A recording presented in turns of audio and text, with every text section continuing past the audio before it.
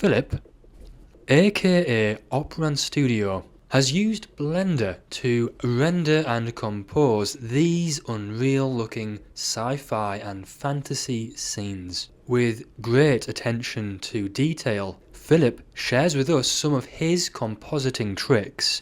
So stay tuned and over to you.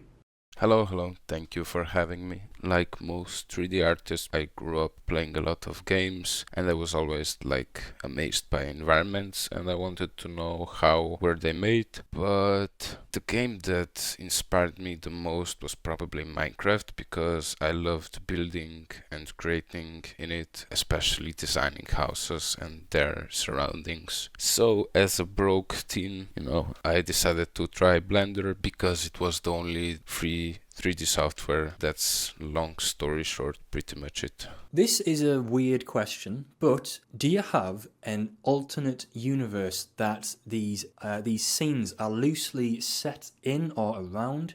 You can see in my earlier posts that I used a sci-fi guy a lot. He was a major part of my scenes, and the main point was that he was traveling through different universes and exploring their environments. But as time went on, I wanted to experiment with some other characters, for example the soldier and the cat. They were quite relevant for some time. Nowadays though, I'm kinda trying to switch up things a bit to avoid being too repetitive, but maybe I'll make a story with some different characters in the future. You have a really good eye for colour grading and compositing scenes. So I'm wondering, could you share with us the story behind this last Brutalist inspired scene? Everything began with this image you sent me, and it was funny because it kind of reminded me of the MF Doom mask.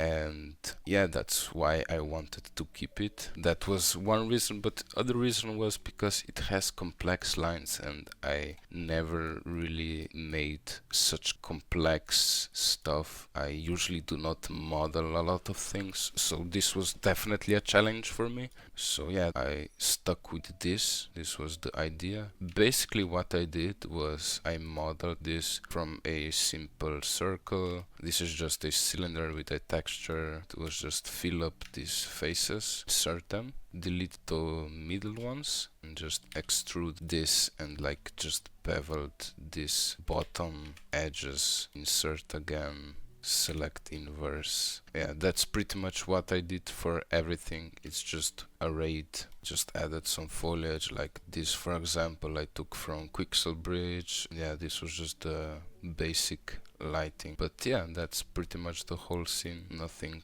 too special, but it was definitely a challenge to model like this and this, for example, as well. Definitely something I was not used to. This was the rendered scene. Then I just made the god rays. Then I added like a simple lens flare and then some hue saturations and color balances to match the general look. Then I masked this, then I added a mist pass. I'm used to this kind of workflow. I like to put clarity a bit higher. For the light, I hold Alt key and then it helps you see where the blacks are, how white some parts will get. This is actually very helpful and I use it all the time because you can be really accurate with this. Then the color grading, what I usually do is I just try to get the general color theme of the image. So for example here I used greenish, yellowish to match as best as I can. Then at the end I just add my signature.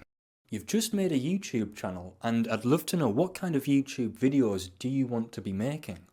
I do have it for some time now and I have already uploaded some time lapses and animations I did, but for the future I'm planning to upload some tutorials too. One that I'm gonna be making very soon is about the castle animation and gonna be more like a mix of a scene breakdown and some more complex stuff here and there, so stay tuned. Now, the most important question is how and where can people support you?